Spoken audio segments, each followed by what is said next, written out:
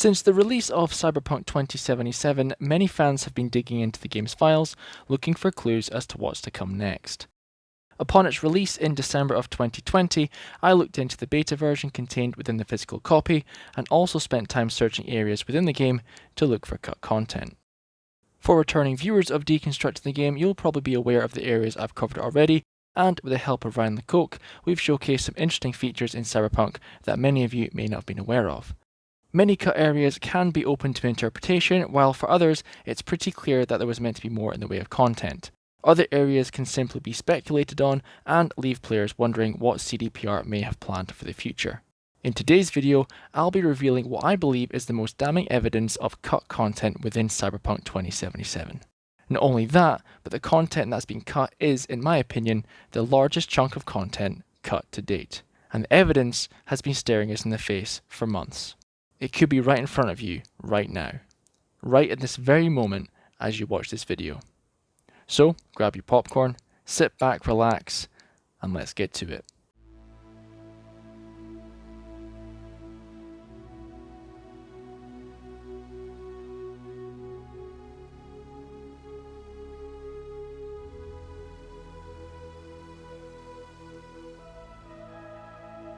If you own a physical copy of Cyberpunk 2077, you'll probably also own a physical map.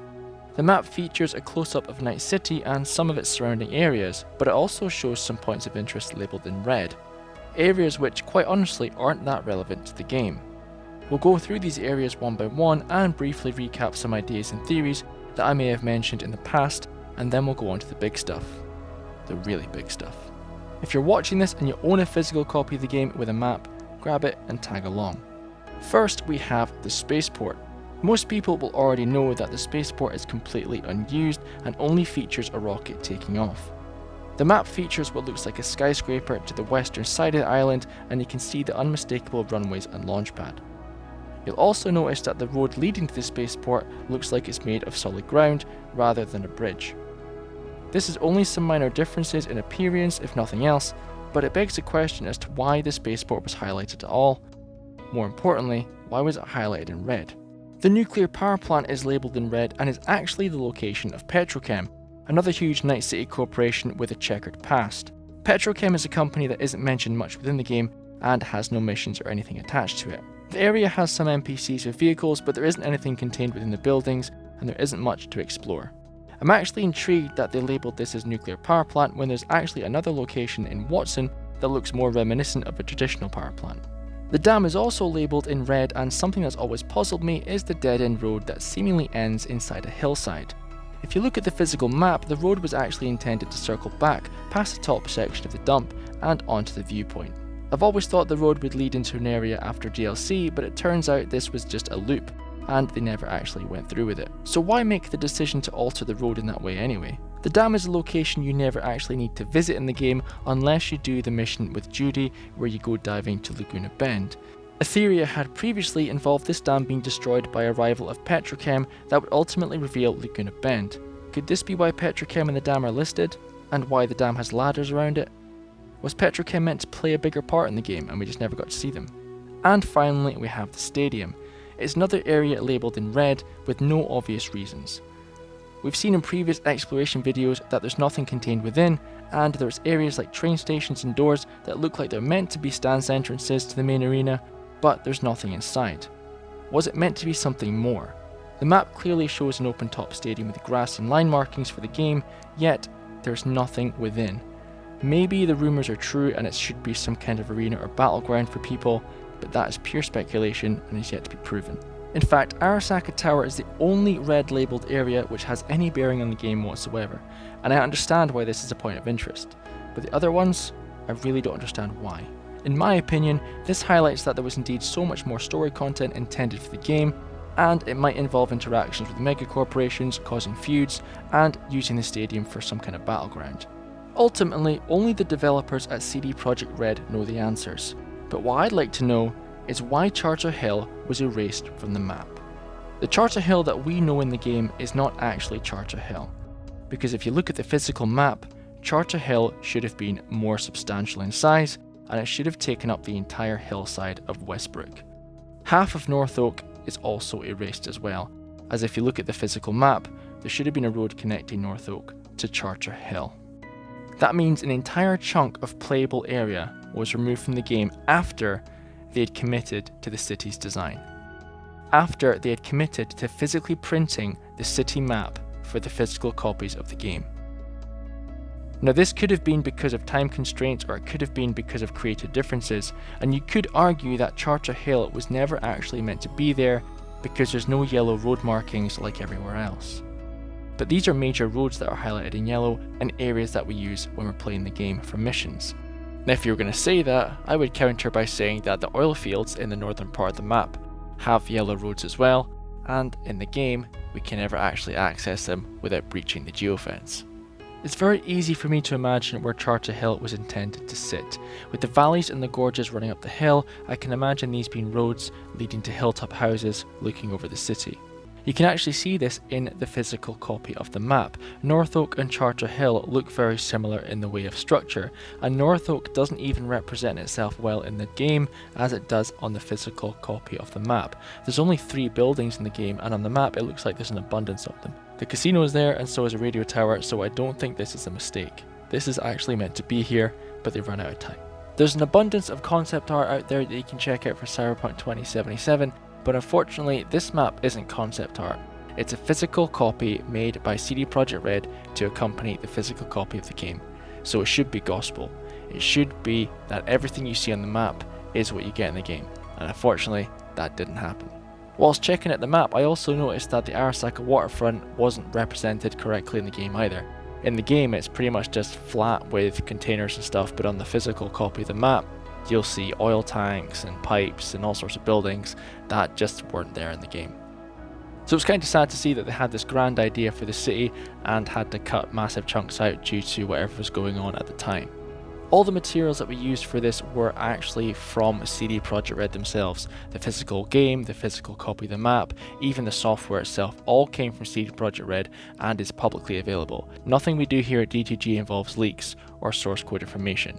Everything we do here is by looking at the game, doing hard work and studying to try and find the discrepancies in what they promised to what they actually gave us. Now, and by no means do I want to throw shade on CD Projekt Red. They're a fantastic games company, and I've thrown many hours of my life into the Witcher series and Cyberpunk 2077, playing the game for what it is and trying to find these hidden oddities and cut content areas. It's been a lot of fun and I hope to continue in the future. There's also some interesting buildings around the edge of the map. They look like the sea defense buildings on the shore, but they're on the desert instead. They do cast shadows in this map, so I do think they're meant to be here, but who knows. There's a great community of players out there who are trying to get as many answers as they can in relation to cut content.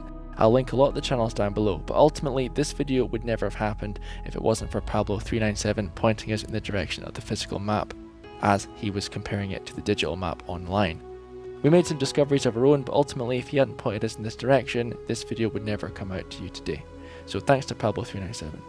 If you want to visit any of the channels down below, I recommend you do so, as there's some unique content down there and areas that I'd never seen before either. Now, a few weeks ago, Ryan released a video on the channel that detailed the exact location of Night City in real world, and that's Carmel Bay in California. I'm going to pass you on to him now, and he's going to talk a bit more about that location in real life and how Charter Hill fits into the real world location of Carmel Bay, along with a revisit to some other videos we did in the past. It's very interesting how many of Mike and my theories that this one little piece of evidence changed or sort of played into. Now, I'm going to be talking about this a lot more in the future, I'm sure, but for now, I just wanted to go into a couple of my own segments and videos and mention how this has turned some of my theories on their ear. And the first one of those is in the caves video, when I traced the route in a straight line from where the train tunnel would end in North Oak and found that it went underneath the casino and finally seemed to dead end at one of the cut-off segments of the Wraith Tunnel. This becomes even more interesting when we notice that this straight line would take us right through the old location of Charter Hill. Charter Hill is a location that certainly would have had fast travel points, so the idea of there being a subway connecting all of these areas starts to make a lot more sense. And it also starts to make sense to me why I thought I was hearing train sounds when floating under the map there, if it was ever actually put into the game. The other big one I noticed is from my maps video. Now, first of all, I still have no explanation for why in the Cyberpunk 2020 rulebook it describes Night City as being in the location of Morro Bay, yet on the map in the very same rulebook it shows it at the location of Carmel Bay, right next to Monterey. You would have to ask Mike Pondsmith, who is from California, and get the first straight answer out of him. But the thing is, if Charter Hill was originally located up on the hillside instead of down in the valley, this actually brings it even closer to the real-world map of the Carmel area, because there is a little neighborhood up here on the hillside called Carmel Knolls. And so this was something that made it even closer to my original theory that CD Projekt Red did in fact choose to use Carmel Bay as the map data that they based their in-game map on. So this made me wonder about one of the other big inconsistencies in that, is that Pescadero Point is missing from the in-game map if we were to compare the two. And so I went over there and did something that both Mike and I have a passion for. I did some diving. And the funny thing was, I found a sunken peninsula down here under all of these oil rigs, much as you would expect.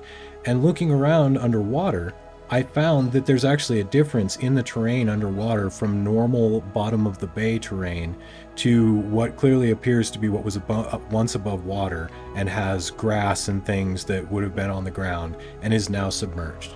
And so when I traced this around, I actually found that it did very closely match where Pescadero Point should be, if we assume that this beached boat out here is at the very end of where the point once was. There are quite a few other little things that jumped out at us when we started comparing the printed map, the official piggyback map, and the in-game map. But for now, those are the ones that I'm ready to go into. There's going to be a lot more coming out of this, though, in future videos. For now, though, let me send you back over to Mike. I would just like to add that the topography of the Google Maps links in pretty well with the topography of the Cyberpunk map, and you can see the valleys and the gullies that are filled with garbage. They are represented in the Google map as well. If you've enjoyed the content you've seen in this video today, you can check out more videos like this in the YouTube channel, or you can always check us out on Discord and get involved with the discussion and share some of your experiences with Cyberpunk 2077. My name's Mike, you've been watching Deconstructing the Game, and as always, we'll catch you later.